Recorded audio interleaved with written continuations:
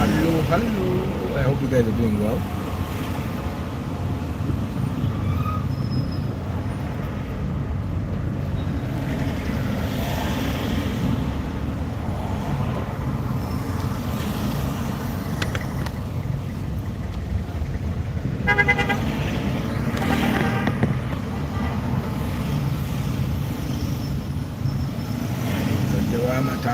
Menya, good morning, Martha. I hope you're doing well. Sajawama Tagamu Menya, but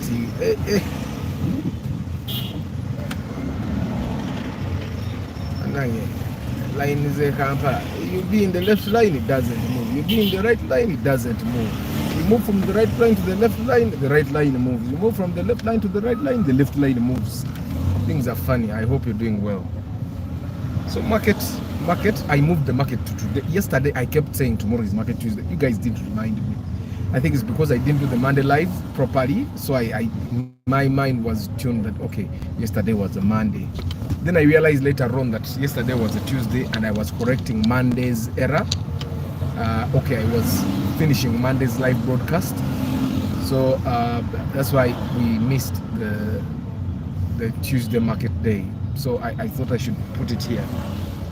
And while we are waiting for people that would love to try and market what they sell, they are going to be educating us about teams, for us to understand the concept of teams, the importance of teams when you're building a marketing organization. And that's what I'm going to be covering today. For starters, it's important for us to understand what is a marketing organization. Basically, every business, every company can be a marketing. Every business and every company can be a marketing organization. In what ways can a business be a marketing organization, and how do you make your business a marketing organization? That's something we're going to try and uncover today.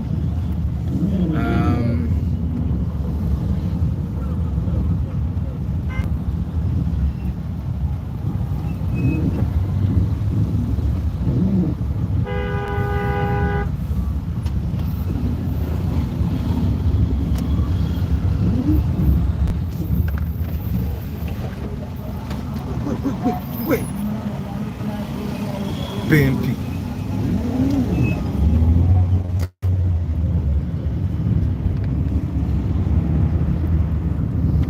So today is day number 15 of the month of March, and today is a little lighter than yesterday. Yesterday I made a comparison of the horror movie. So the horror movies, even there are usually some of those bright days, and normally they look like this. So this would be one of those bright days.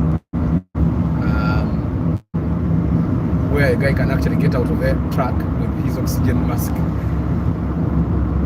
Yeah. So that's a Fortuner in front of us. People like this Fortuner. Been asking me, and I've been telling people, Fortuner, most of the Fortuners on the road are actually new. See, this one is also an EBM. And most of the people driving Fortuners don't really drive them every day. That's another concept. Our Corollas are daily drivers. You can drive your Corolla every day for the rest of your life, and the Corolla will still be okay. And you will not spend money worth buying an arm and a leg and fixing it. That's something that doesn't happen with the Fortuner. Yeah, and then that's a Fielder. I think that's a 2006. That's a 2004 Fielder. Very reliable as well, but not as comfortable as the 2006 model. The 2006 model, 2006 to 2000, 2006 to 2009, they're the most common Fielders. Yeah, this one is not very common. It's a 2004 na yoba yayigira we motoka agazwa mu kubiri ali ne biri ye nayo nana ali Gazan. Yeah, so that's a 2003, 2004 Fielder. It still has the engine that is in my car. That's a 1NZ engine. Not more comfortable than my car though. So that's also something. The Fielder that is much more comfortable is the common Fielder we see on the road, the 2006 to 2009 model. That one is comfortable. It even has a bigger suspension and all. Yeah. But you'll be surprised that even that 2003 model, when they are selling it to you, they'll sell it to you expensively as if they are selling a 2006 model. So probably why the Fielder is one of those overpriced cars. Because why would I buy a 2003 model at 19 or 20 million? It doesn't really make sense. You're just passionate about the car. So yesterday we one of my people here from the channel came and we were looking for a Mercedes-Benz. His maximum budget was 20 million, and remember, normally I tell you, if you have a 20 ma, because you'll find that if you have a 20 ma, you'd ideally go to the bond and buy a car that is 28 million. About 25 million. You get what I'm saying? So we saw the first Mercedes. It was nice. It's a good number plate, UBE, looked really nice. Had a very clean interior, but of course you have a demo bond. What do you expect?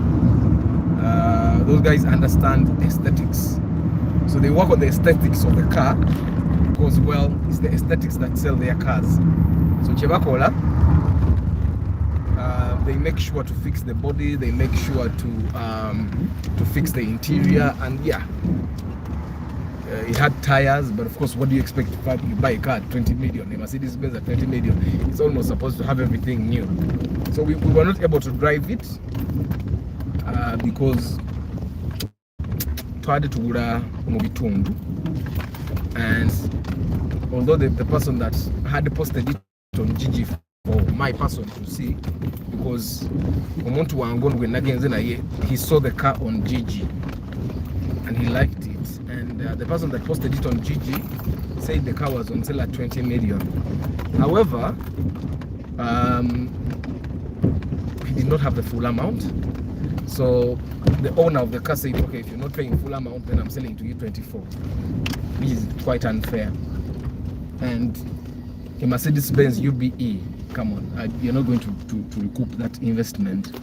But of course, when someone is passionate about a car, it's we checked the engine was okay, the body was okay, the tires checked out. But before we check out the paperwork, we had to agree the price, which in a way did not work out to the expectation of course the buyer. So we went to check out other cars, and I had Kasim, the Benz mechanic. Yeah. So, and Kasim, the Benz mechanic, is we saw like 4 other cars now as go. Of course, the budget for them, the prices were lower, which I found to be quite fair, because Mercedes-Benz, for starters, engines don't die. Engines are Benz tezifa. That's one thing. So bino bitukebera imoroka za Toyota nitukebera engine za Benz zote zikola ki zote zifa. So there at least you'll be safe. But on the other hand, the gearboxes for the Mercedes-Benzes zifa kitegera. So but majority of them are really appealing, very appealing.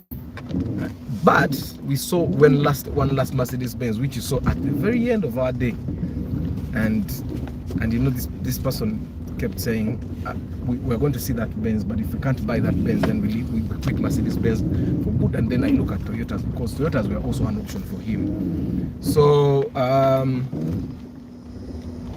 we went to this last Mercedes, and trust me, I fell in love with it.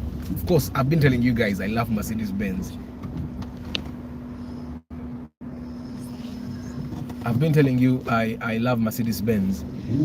So this last Mercedes Benz, it wasn't a UBE, no, it was a UFV, but it looked really nice. Interior was okay, the body was okay, the tires were actually also okay, the engine checked out, but because it was at the very last go, okay, it was at the very end of our day. I decided I needed to give this person time to go and think about whether he really wants to buy a Mercedes Benz anymore or he wants to resort to Toyota. So so he went home to think about it. He was supposed to call me at night. He did not call me.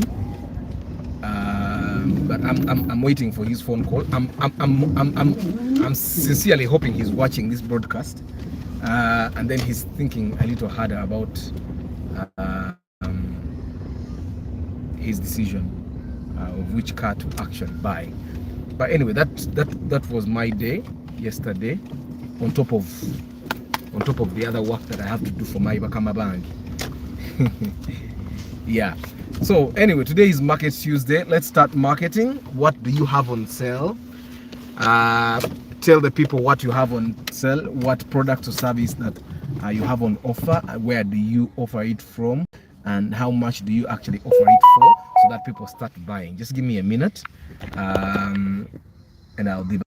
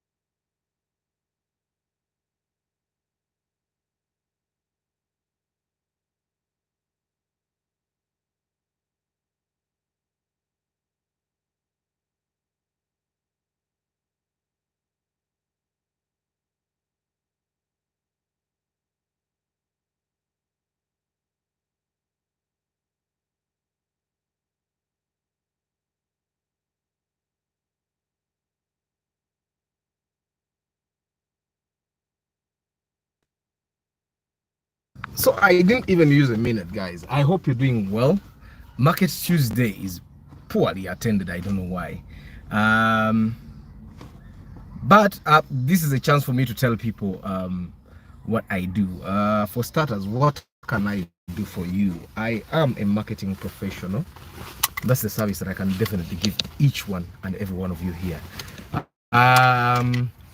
What I do in marketing, I help organizations put together a marketing system that can keep giving you a regular number of customers that can actually run your operations properly, that can give you income to run your operations, give you income to give you profit. So a marketing system that you can put in place that is consistent.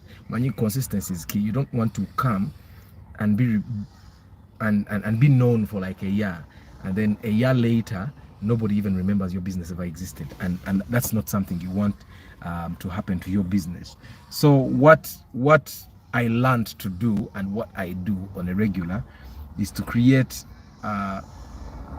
reliable marketing systems that can help a business get a steady flow of customers daily, weekly, monthly, annually, and then you can actually even predict how much money you will make, how much you will need to make that money, and whether your business is actually going to go up or go down, because every business is like, every business is pretty much like any activity. You go up, up, up, up. Okay. Now there are businesses that keep here, ngatizikula, like retail shops kucharwe. Retail shops rarely grow. And the reason why retail shops rarely grow is because retail shops depend entirely on the population that is in the area. Now, if your business depends entirely on the population in the area where you are, chances are high that when the population reaches optimum level, let's say a residential area is supposed to have 100 people, and those 100 people come into the area, and you can only be supported by 100 people, then your sales will not grow, your customer base will not grow, because you cannot, the population is at optimum level. Now, retail shops don't, rarely, when they get to the optimum level, they don't grow anymore. Okay. Now, so many other businesses can actually grow. A supermarket can grow. A school can grow. A spare parts shop can grow. The customer base can grow way beyond. And these days, there are systems that you can create a marketing system to actually grow a retail shop optimally. Why? And now, Arthur, when Arthur is driving home, he stops at a big shop, a wholesale shop somewhere, and then he buys bulk things in bulk. For example, a kilo of sugar that, by the way, wait.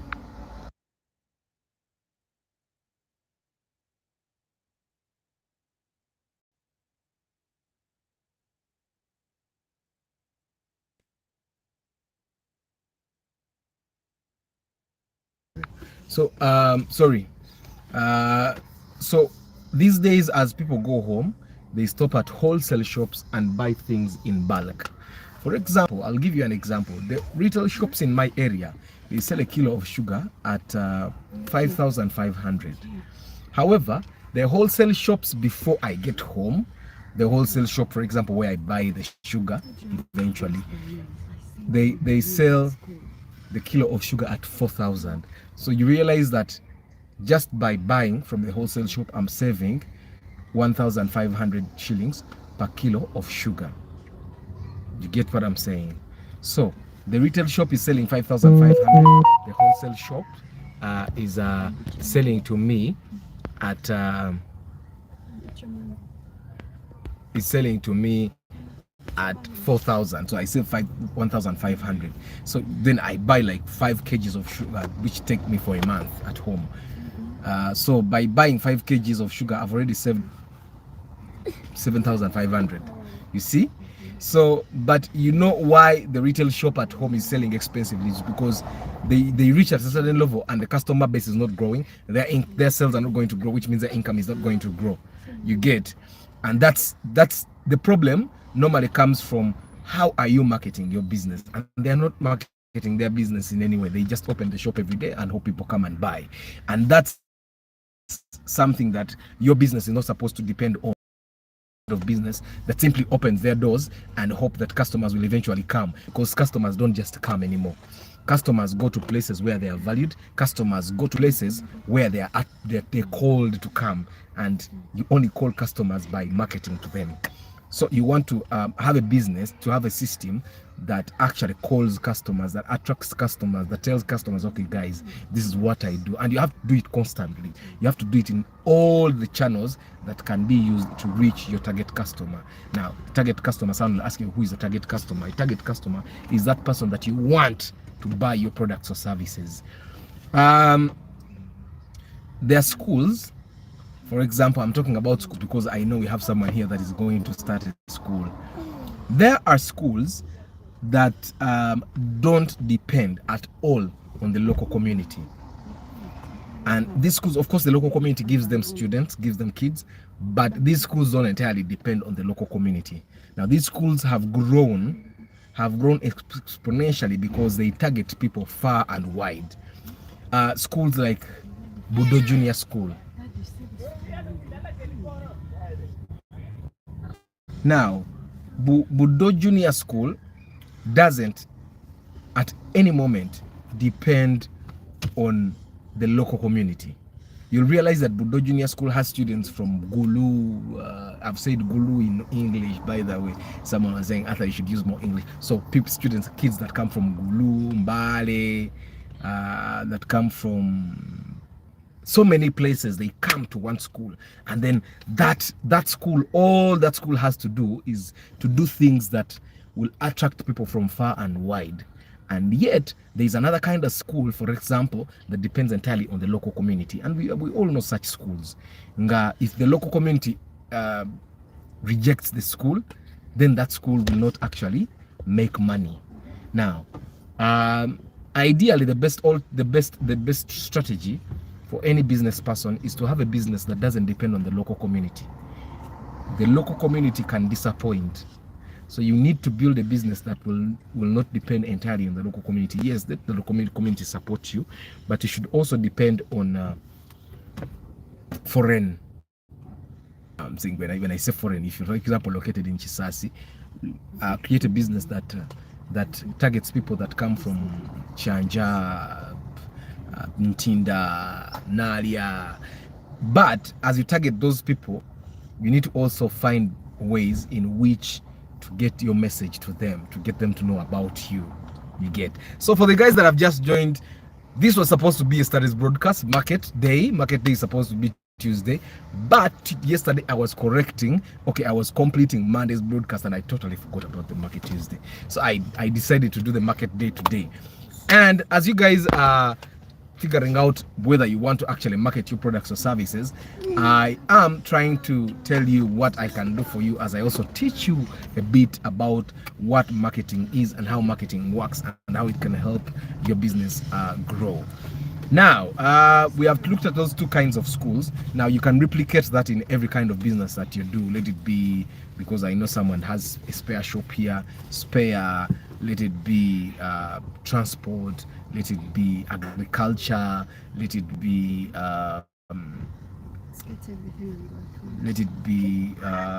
any kind of business. You can replicate it in any kind of business and then see, am I a local business? Am I a big business that can actually... Now, you need to realize that the more expansion you look at, the more capital you're actually going to spend. You're stepping your brother, not good. Okay? So, the bigger your business is, it basically means the more money you're going to actually spend in marketing. Now, when we talk about marketing, people normally don't want to spend on marketing. But I want you to understand that marketing is not free. Even when you do it yourself, marketing has never been free. And the reason why you'll find that so many businesses don't actually grow the way they ought to grow is because people decide to not spend on marketing when they should actually be spending on marketing.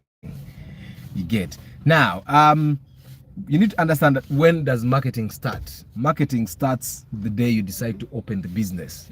Market starts in the naming of the business, choosing which products and services to give, choosing which people to serve. That's all marketing. That's why in the beginning I was saying, I was talking about marketing organization. You get. It's important that when you build an organization, you build a marketing organization, one where every decision is based on, okay, am I going to sell? Am I going to get customers? Am I going to get sales? Am I going to get profit and all that? And one thing you need to understand is that every decision that you make from the time you decide that, okay, I'm going to open this kind of business, is a marketing decision. Naming your business should be a marketing decision. Okay? Deciding how much you charge should be a marketing decision. Okay? Deciding where to establish your business should be a marketing decision. Let me give you one example. If you're opening, for example, a supermarket, we drive from the left side, right? Opening a supermarket on the route that heads to Kampala might be a very bad decision. Why? Because when people are driving to Kampala, they are driving in the morning and they are rushing. Okay? And they are rushing to go to work. So nobody's actually going to stop there in the morning to buy anything.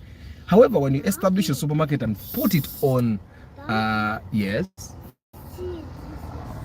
Thank you. When you establish a supermarket on the side of the road that heads home, okay, people will stop there as they head home to buy stuff. Okay, so this means you're going to get sales in the evening as people go home. I hope you see the difference in the difference of the roads. So this is something you need to understand how it works. Okay, on the side that goes to Kampala, you will probably get no business or very little business. On the side that goes home, you'll get a lot of business, because people are heading from work, they are going home, they need to buy bread, they need to buy sugar, they need to buy this, they need to buy that, so that will be a very good, and this works for everything. My money, give it to me. Thank you. So saloon, you have a men's saloon, okay? You want to establish it on a side that people drive when they are going back home, because in the evening as they get home, that's when they remember, oh, you know, genda ko bankwate ko muviri. Okitegeera, it's a marketing decision. Okitegeera, tekiri ko gamba mbu ngendeke wa past tense abide tekiri. It's a marketing decision. Establish your business and put it on the side of the road where people pass as they are going where? As they are going home. I don't know if I make sense. You get, people are heading home, so they decide to buy stuff or to come and acquire your services. Now, on the contrary, if you're establishing a business, that is purely like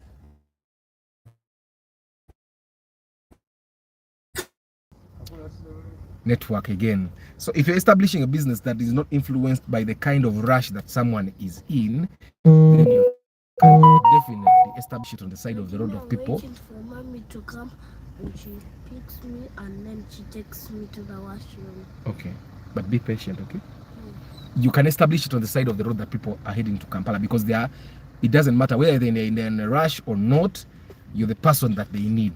So officers can actually be on that side of the road.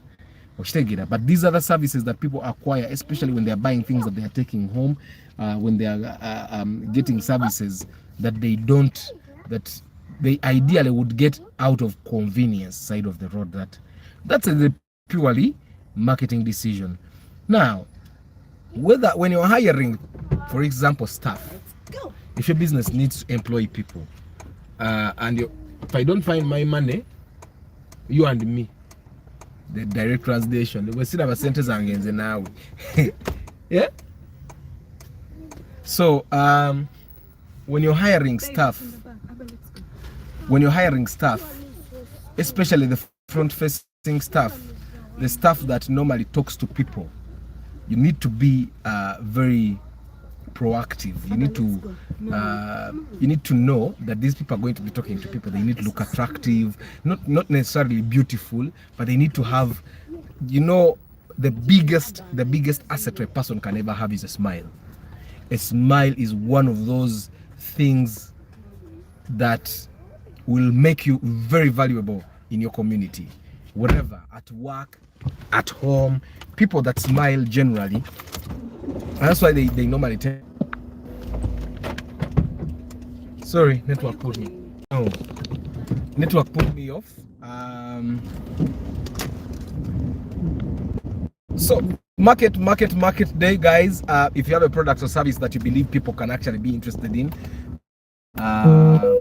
buying, or a service that they can be interested in paying for, this is your time to actually comment. Just go into the comments and tell us what business or service or product that you have, where you sell it from, or whether you can deliver, how much it is, and which kind of people should actually be using it, and all that information, every information that people actually want to ask about.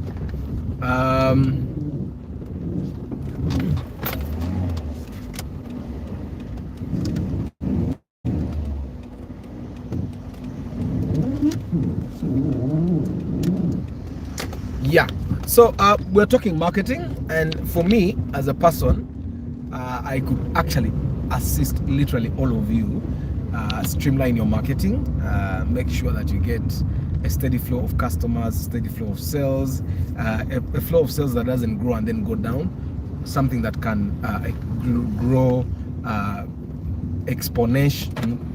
I don't think the word is exponentially, steadily grow and not actually go down. And I was trying to show you how you can actually build a marketing organization. And a marketing organization is any business that is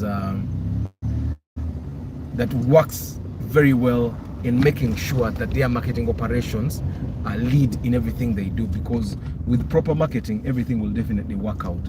With bad marketing, even the best product will not sell.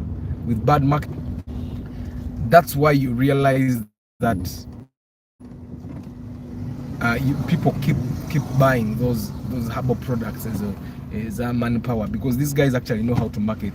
They get the very basic human function of, like, for example, at night you urinate a lot, and then they use it to tell you, okay, that's a sign of prostate cancer, come and get herbal products. But we very well know if a person is not sweating, they excrete water through urination. So kati naiba kwa ataba sajja ne baba gamba, okay, if you urinate a lot at night, then the problem could be your prostate is enlarging. But like, seriously, if I drink water at night before I sleep, I should urinate, because I'm not sweating, I'm sleeping, I'm not doing anything. You get? So they get the very basic things that men go through and market, like, okay, you need a herbal product. I'll give you another example. If a man is not emotionally stable, they'll not function sexually properly. They can even lose their erection. But these guys can use that to tell you that, okay, now then that means tomalako, so you need a herbal product, and then they'll sell you water, because their medicine don't really have anything. That's what I'm imagining. I've not used them before, but I'll tell you that they use the very basic, and they portray it as a problem. Once you understand what your customer has as a problem, then you will create your marketing in a way that your product actually solves their problem. So their problems are what we call pain points.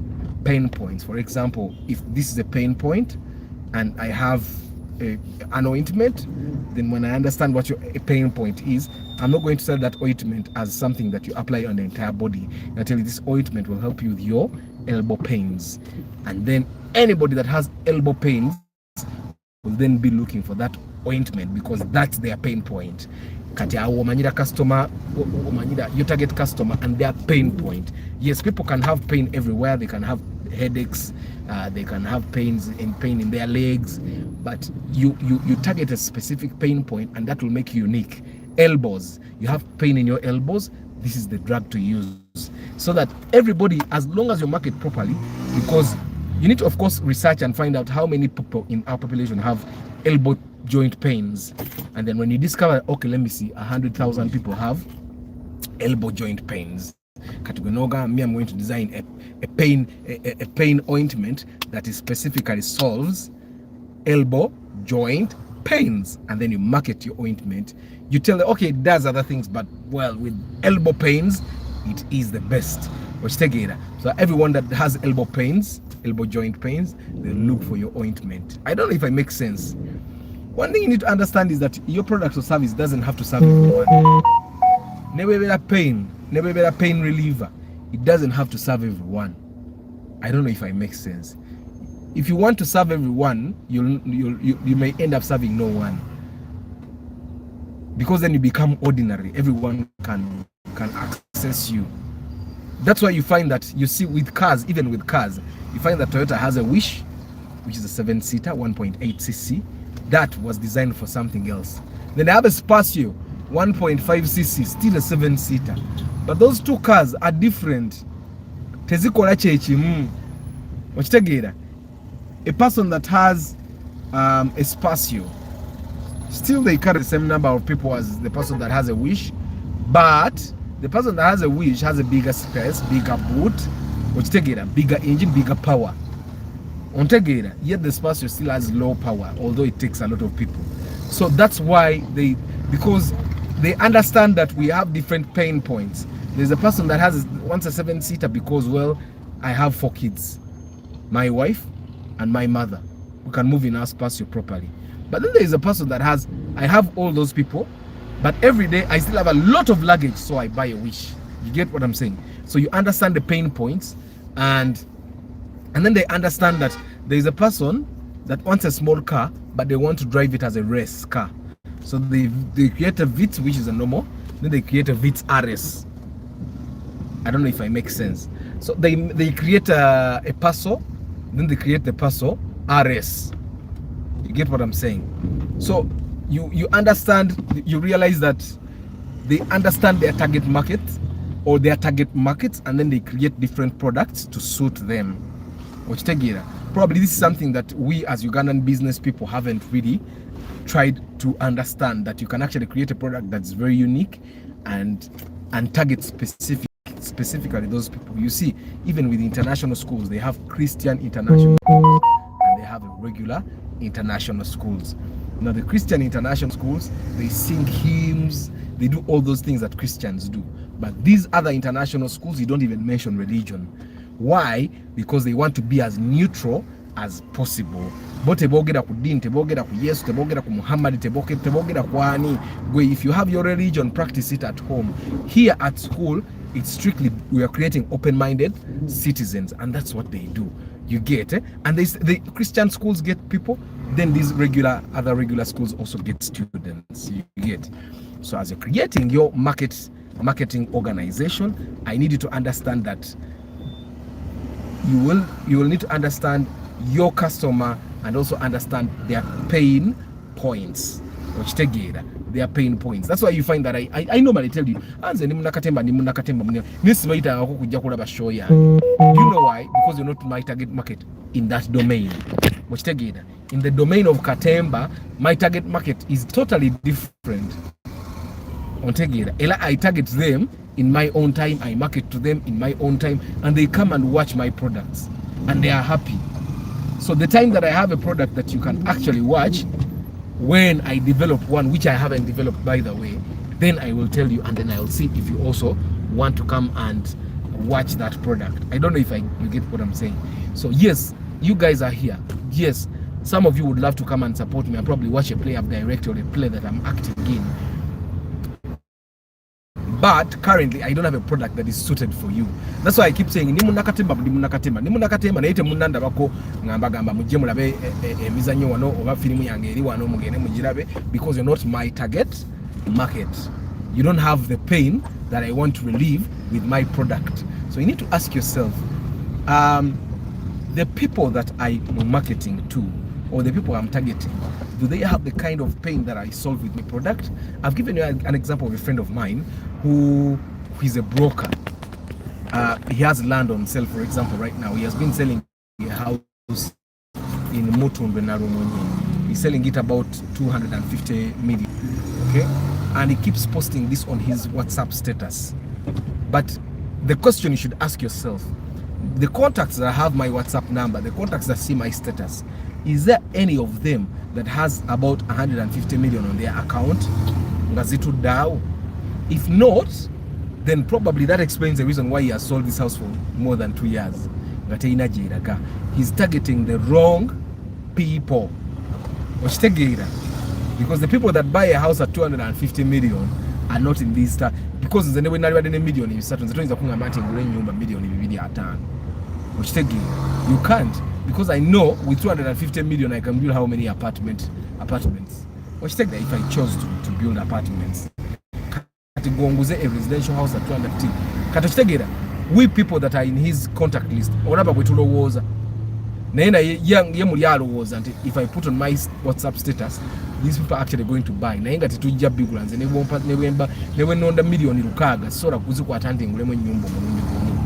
don't know if you get what I'm saying. So you need to understand your target market and their pain points. You look at in his contact list, the people that see his WhatsApp status, you'll figure out that most of them are the kind of people that will buy a plot of land at 14 million, will buy a plot of land at 15 million. So instead of posting houses of 250, 300 million, you should actually ideally be posting land of 10 million, 8 million, 14 million, then he would actually get customers. So you need to understand your target market. And then you also need to understand that not everyone will actually buy from you, even in your target market. I normally tell my people, that way, if when you're creating a marketing budget, you need to understand that 10% of the people you reach will come and buy from you. Let me imagine you need to sell to 100 people. If you need to sell to 100 people, then that means you need to reach 1,000 people. 10% of 1,000 is what? Mathematics and it normally helps me. So if you need to get to 100, let me do the math that makes sense to me. If you need to get 100,000 customers, so you need to target 1 million customers. Kitegeeza bwe yagala customer emitwalo 10. You need to reach 1 million customers, 1 million people consistently. Nti buli lunaku 1 million people see your advert. Buli lunaku 1 million people see your advert. Buli lunaku 1 million people do what? That's if you need to get 100,000 customers. If you need to get 10 customers, it means you need to target 100 people. Consistent until buli lunaku 100 people will see your marketing, your message. I don't know if you get what I'm saying. So that's how marketing works, especially when you're budgeting. Now, if you need to make 3 million shillings, your marketing budget should not be less than 300,000 shillings. I don't know if I make sense. Normally, when people call me Ngabambuze marketing, I tell them you need to have a marketing budget. If you need to make 3 million shillings, your marketing budget should not be less than 300,000 shillings. On top of these other activities that you do. Kati we're already doing activities supporting your marketing activities, you're going to take a budget. Kati awatoli you need to increase your budget. Now, the 10% budget I'm telling you to have is for established businesses that already have flow of customers. But ideally, bwobanga business yo badete kolangako ku marketing, kuteka musendeza marketing to reach people, your marketing budget, if you want to make 30 million, if you want to make 30 million in the year 2023, your marketing budget should ideally be not less than 5 million. Nadala ngo bade to marketing angako. Quarter million tano zisewale gamezi za marketing. Kakati, how do we use this 5 million effectively? Simanyo why it makes sense. And that's ideally that's how I've been doing my marketing, and it works perfectly. If you have never marketed, ideally have 6 million and above. 6 million and above if you want to make 30 million. Which take it. And that's how because that's 20% of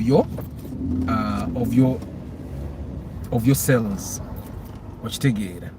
Now, this money njagala nyo when you're budgeting the 6 million of the 30 million, don't calculate things like salaries.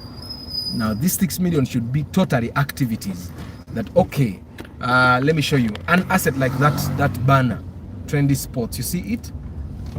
The 6 million will be spent on things like that. It will be spent on things like, if you're going to give borders reflector jackets, it should be spent on things like Facebook ads if you're going to be advertising on Facebook. It should be spent on things like Google ads if you're going to be using Google. It should be spent on things like search engine optimization if you're going to use SEO. Flyers if you're going to be distributing flyers. Posters if you're going to use any posters at any time. Branding, okay? Painting of the workspace if you need. If you need to do that at any moment. I don't know if I make sense. So, if you hope to do marketing at any moment in your business, you're watching this broadcast and you're thinking that I want to do marketing without a budget, you're on the wrong channel. I can never tell you that there is any free marketing tool. Marketing tools, anything that is of value will cost you money. Suzuki Swift is there, guys. Today we have seen it. Okarabe ka Suzuki Swift. Then we are also seeing, I think that's a Mazda Demio. Nah, that's a Nissan Note. Yeah, that's a Nissan Note. And then a Mini Cooper. We are seeing rare cars today, by the way. And then a Mitsubishi Pajero. Those are normal. But we have seen a Mini Cooper, we have seen a Nissan Note, we have seen Suzuki Swift. I'm hoping that the things that I'm sharing are helping you in one way or another. You're learning something new. So with marketing, I've said, don't expect to ever market anything for free. Even the guys that distribute flyers, you need to have a budget to give them, because that's a cost of distribution of flyers. The guys that will put your posters up, you need to have a budget for them if they're going to put your posters up properly. Now you see the St. Andrew's Church Bukoto, that's a marketing asset. And St. Andrew's Church invested in that asset. They expect return on investment. Now, return on investment, every customer, return on investment and profits are subject to which business you're in. Now, a church like St. Andrew's Church Bukoto, that one, their return on investment is number of mass attendance. The more people,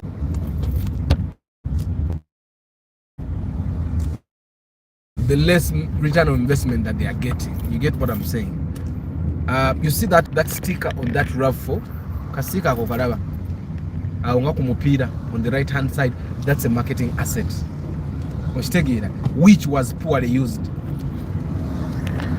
That was poorly used, because unless a person actually knows the brand, that sticker doesn't communicate. I don't know if I make sense. If you're going to invest in a marketing asset, unless your brand is very popular, you need to invest in assets that clearly communicate your brand. You see, there is a yellow banner in front there.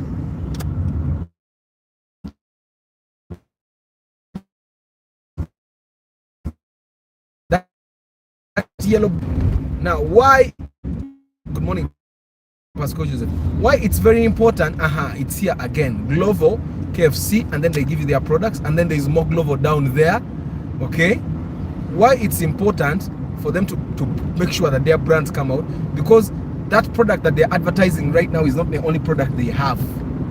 Which take data.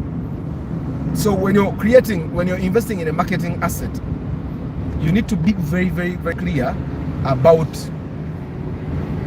You need to be very clear about the message, because for them, what the Ngabagezako product that they have that costs 19,500, for them that's not the most important thing. The most important thing is that you know their brands, and that as you know their brands, you also know that they make this product, because when you know their brands, you definitely know they have other products as well. You get what I'm saying? So you need to be very clear about the message. On the other hand, there are brands that are very popular. That's an MTN billboard doing gets up and tries again. So what are we doing today? MTN has reached a level where now they are no longer trying to sizzle anyone, and by sizzling I mean excite. They are no longer trying to excite anyone about their product. MTN has reached a point where they are serving. All their marketing message is about serving. We are with you. Tuli nawe, tukora nawe, tukuyambako. That's why you realize that most of their marketing assets, billboards, banners, if they give you flyers, the social media posts, their posts are not about promoting a certain product. You already need their products. You need to buy airtime every day. You need to buy data every day. Data. When they're advertising their prices, it's when they have increased their prices or reduced. That's all. Every other time MTN or Airtel advertises, they are simply trying to show you that they exist and they help the community one way or another, or they are going to help the community or even help you in one way or another. Because they have reached a level where their job is to remind you that they exist. They no longer have to tell you they exist because you know. And even if you did not know, the moment a foreigner comes to Entebbe airport, the first thing they need is a SIM card to communicate with their people, right? So they buy a SIM card. They'll either buy MTN or Airtel or both. Because they'll tell you, where are you going in the village? They're empty and the network is good, Airtel is bad. Where in Kampala? Airtel has better data here. You get what I'm saying? So whether you need it or not, whether you know or whether you like it or not, everybody buys an MTN or Airtel line. So right now, for them, it's about serving. They use their marketing to serve and remind us that they exist.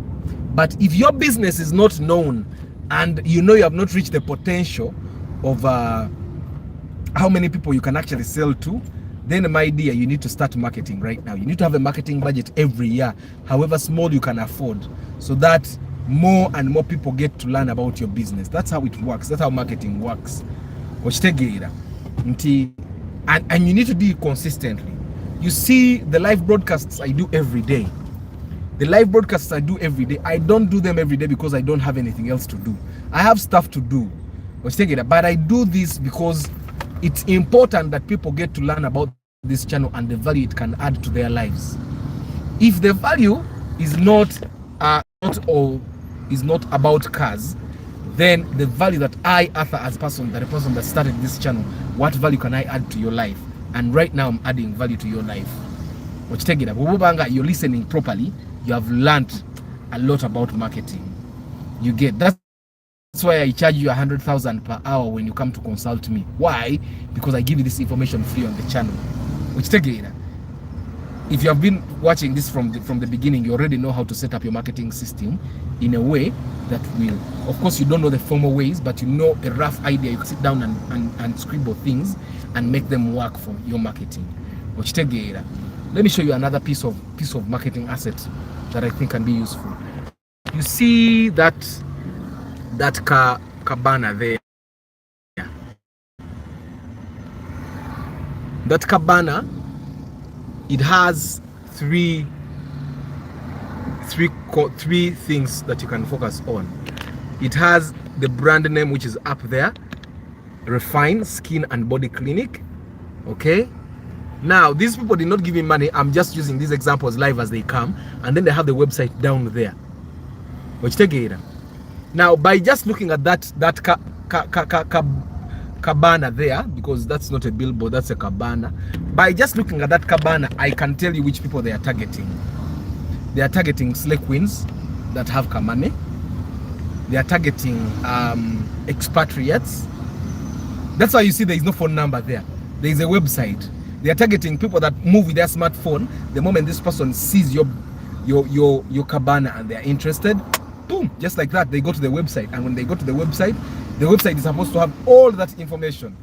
But again, all the information they need. And then at the website, there will be a call to action. Normally, a call to action is something like Tukubireko. WhatsApp, you'll have a call to action. Now, let me show you another piece of marketing asset. Remember COVID-19? You see that? COVID-19 testing. Their logo is up there. Then they have DNA testing available. Yellow fever vaccine available. You get it? Their brand is not anywhere on those banners, those marketing assets of theirs. Why? Because their brand is not important to me who wants to do DNA. Right now, what's important to me is that I do the DNA on my kids, because I don't trust my woman. I want to do the DNA and find out that these kids mine. As long as you give me results that help me, that's all I'm looking for. So you also need to understand that concept of the business I'm doing. Do people care about my business name, or they care about the services I give them? For example, one business where people don't care about your business name is mobile money and agency banking. So ideally, if you have an agency banking point, Arthur and Sons Limited, people don't care. Go take away Chipande Chinenyo, Arthur and Sons Limited, one so one they work on mobile money and agency banking. People don't care about your business name. No. People want to come for mobile money and agency banking services. Simanyoba, I make myself clear. So if you have a mobile money and agency banking point, what you should ideally do is put a very big sign that says mobile money and agency banking strictly. That's all. Then also na business yo, then you put the logos of the agencies that you work for, or the banks that you're agent for. You put their logos down there. People actually, when people see agency banking, they don't even really care which bank. They'll just come or in a Equity or in a DFC or Stegate, right? So when you're marketing, you need to also understand, do people really care about what the business name? Businesses like saloons, okay? Businesses like saloons. If you have for example, you have a unisex salon, you should, instead of saying Arthur Senior Baba, just put a big signpost that says Baba. Just put that big sign that says Baba, because the people that come to your salon are not interested in knowing who the Baba is until the Baba is actually too good to ignore. You get what I'm saying? So just put a big sign that says Baba, and let the people come and judge for themselves whether you're a senior Baba.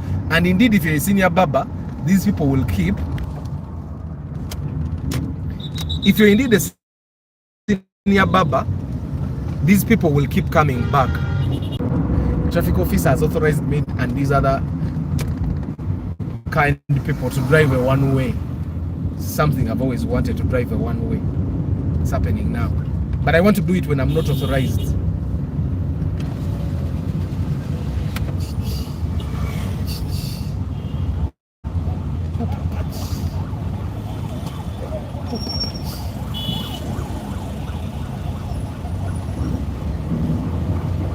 So I'm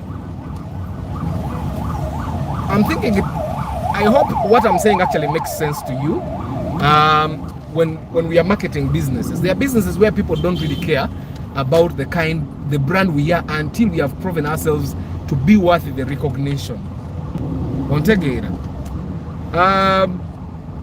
I've seen people that have special hire, special hire. Nateka course, Manya Sebagara and Sons, Manya because the only time people care about your business name is when they have used your products and they have proved that your products are worth the name. The only reason Sebagara and Sons was worth the name was because Sebagara and Sons was the only electronics shop in Kampala that had good things. But right now, everywhere what we're into the Amasanyarazi, Kati, your name would not matter. What you would need to do is market the products you have properly, and then marketing assets. Those are the things that will make people want to buy from this particular shop that they know a name of. Let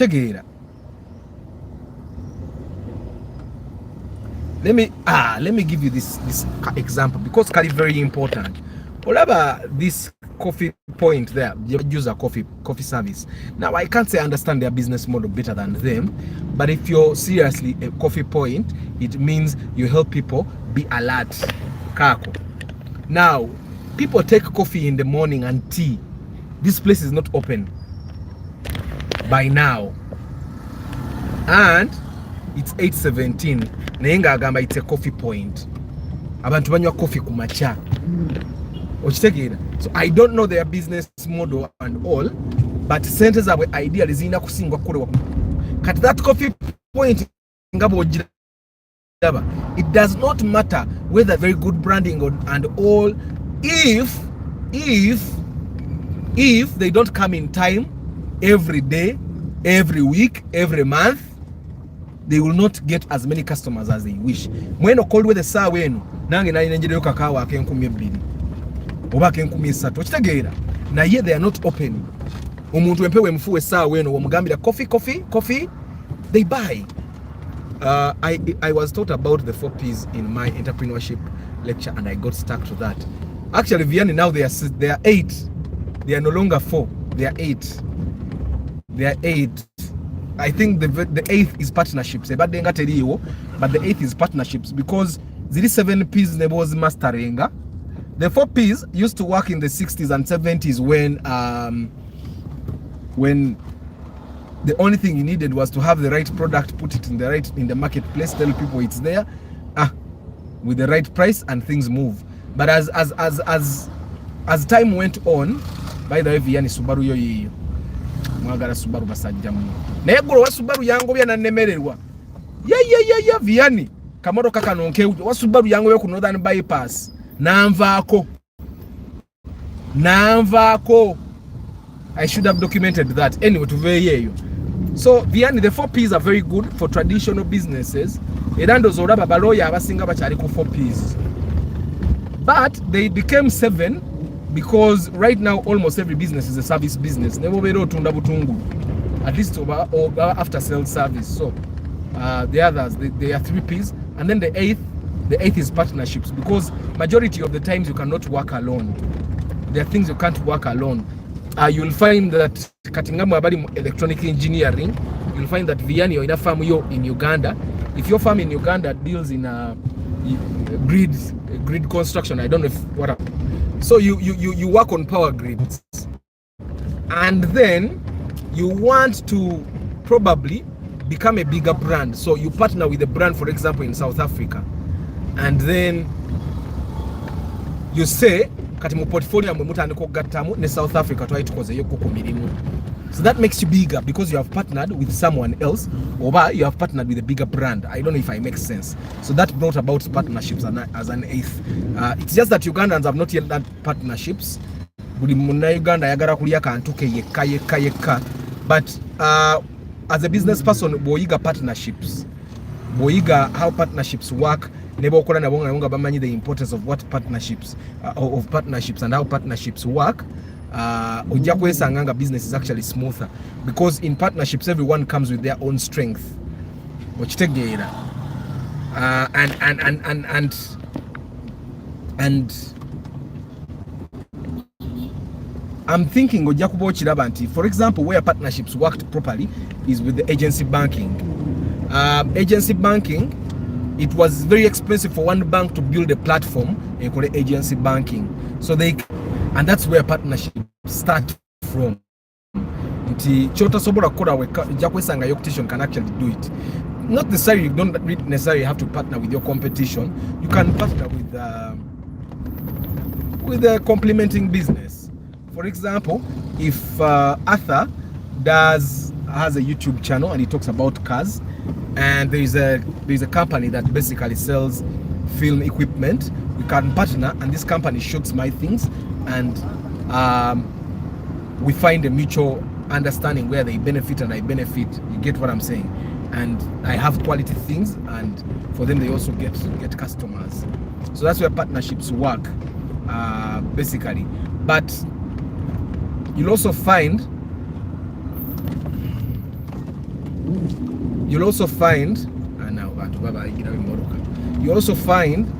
that partnerships work in a way. Toyota partnered with Suzuki. Bakola yawe moroka. I think the Starlet na yawe ya GT, the new Starlet 2021, because the new Starlet has a Suzuki engine, which tegeera, and I over Suzuki, but away from partnerships because there are businesses here. Partnership, a partnership, for example, if you're in an area and you have a barber shop or in a female salon, so you can join and create a unisex salon. Nemupangisa wamu, nemugata resources. Or in a sterilizer gotolina. So you join those resources and you find a profit sharing model.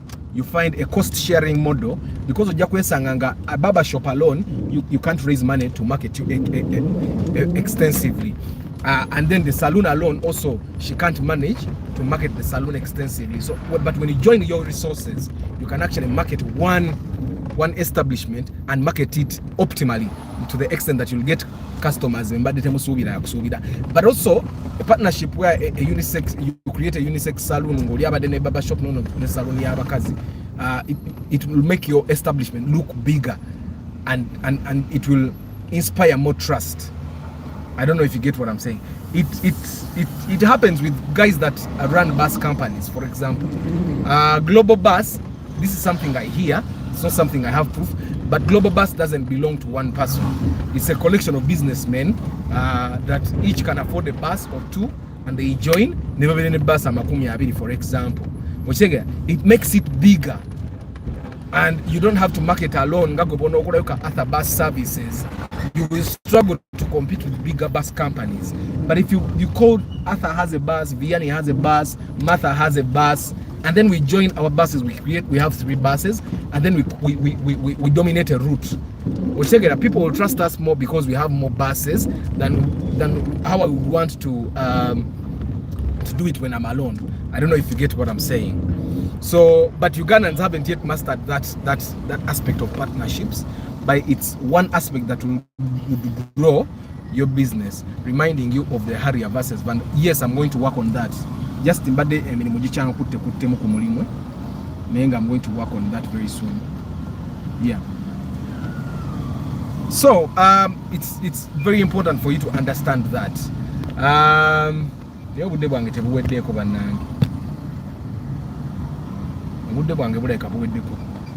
Yeah, but we need to understand those things. Of course, the 4 P's are there, the 7 P's are there, and once you master the P's, by the way, when someone masters the P's and they learn how to play with them,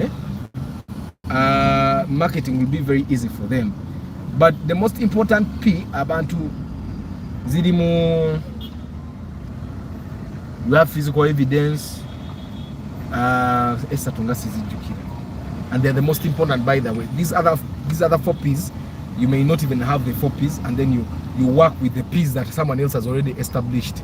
But then you establish these other 3 P's going in unique, and uniqueness makes things work. So that's all I had to tell you guys today. Market Tuesday will go back to Tuesday next week, and then Wednesday will be normal business. Thank you very much for engaging, Martha. Thank you very much, Pascal, Joseph, and Vianney, and the people that are in Kamori, and the people that are going to watch this video later. Even Kai importers, the bond doesn't belong to one person. Yeah, they partner, and then they make things work out. Yeah, Edrin as well. Thank you very much. So you guys, I wish you a very nice day. I have to call my person with traffic in Benz yesterday. So it's a lot of activities at office, and then for the love of cars. But Vianney ngenda kora kugondiyo ya Vanguard ngenda jikola ko very soon. Probably I think I'll work on it before the end of the week. Yeah, but guys, I wish you a very nice day. I'll see you tomorrow morning 7:15. Ciao.